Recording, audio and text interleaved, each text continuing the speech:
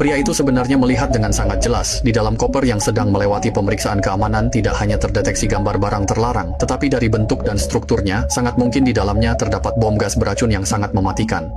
Namun sebagai petugas keamanan bandara, dia tidak hanya gagal segera mencegahnya, malah hanya bisa berdiri di tempat, menyaksikan orang itu pergi begitu saja di depan matanya. Alasannya sederhana, suara dingin di earphone terus memperingatkannya jika bergen menakutinya. Namun tak lama kemudian, ia benar-benar menghapus pikiran itu. Karena orang di seberang tidak hanya bisa menyebutkan semua informasi pribadinya dengan tepat, bahkan hal yang sangat pribadi seperti pacarnya, Nora, yang sedang hamil pun diketahui dengan jelas. Jelas sekali, ini sama sekali bukan lelucon. Pihak lawan tampaknya memang sudah lama mengincarnya, dan sudah mempersiapkan segalanya. Barulah saat itu Ethan benar-benar panik, seluruh tubuhnya langsung menegang. Jadi di permukaan ia tetap berpura-pura tenang dan terus berbicara dengan lawannya. Namun diam-diam ia menyelipkan tangan ke bawah meja dan diam-diam menekan nomor polisi. Namun ia tetap saja terlalu meremehkan situasinya. Segera tutup telepon atau Nora akan mati. Saat ini orang-orang sudah Gigi dan menutup telepon, lalu mengunci ponselnya di loker sesuai permintaan lawan. Namun Ethan tidak menyerah begitu saja. Ia mencoba merekam percakapan mereka diam-diam lewat jam tangannya, lalu berniat mengirimkan rekaman itu ke rekannya. Siapa sangka, tak lama kemudian aksinya itu kembali ketahuan oleh lawannya di tempat. batalkan pesan itu. Segera batalkan pesan itu sekarang juga.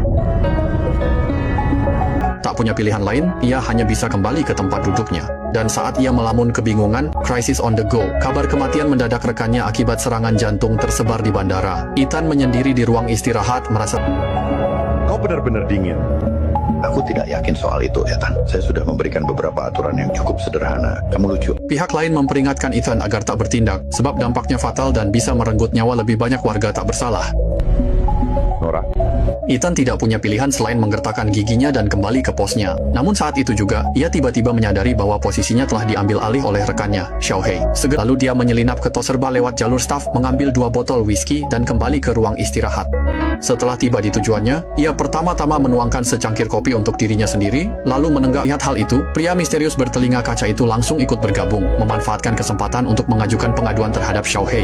Jadi, Xiaohei dipecat seketika oleh bosnya karena diam-diam minum alkohol selama jam kerja, dan Ethan dapat kembali ke pos pemeriksaan keamanannya seperti biasa. Berkat petunjuk pria misterius itu, tokoh utama pun muncul. Ia meletakkan koper di pemeriksaan keamanan, mengulang adegan awal cerita. Meski sistem terus membunyikan alarm tanda barang berbahaya, Ethan tak berani bersuara. Ia hanya bisa menahan emosi menyaksikan pria bertopi merah. Namun Ethan hanya mengambil tiket pesawat, menuliskan nama lain, lalu mengembalikannya kepada pria bertopi merah. Membayangkan diamnya bisa menyebabkan ratusan nyawa melayang, Ethan merasa hancur secara mental dan bergegas ke toilet untuk muntah hebat. Pada saat yang sama, rekan si pria misterius berhasil mencegat pesan bahwa polisi federal telah menghubungi pihak bandara. Hasil pemeriksaan menunjukkan rekan kerja yang meninggal mendadak itu disuntik obat mencurigakan, metode yang sangat mirip dengan organisasi teroris buruan si wanita kulit hitam. Yang lebih mengerikan lagi, organisasi ini juga menguasai senjata biokimia bernama Novichok, yang daya hancurnya sangat luar biasa. Tak hanya itu, polisi juga menelusuri dan menemukan bahwa Ethan diam-diam pernah menelepon polisi beberapa waktu lalu. Untuk mencegah situasi benar-benar lepas kendali, wanita kulit hitam itu segera mengirim orang ke bandara dan langsung memerintahkan penutupan semua jalur, serta melakukan pemeriksaan acak terhadap para penumpang di lokasi.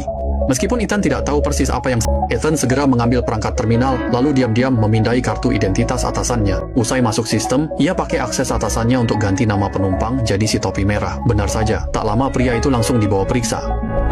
apa yang kamu lakukan?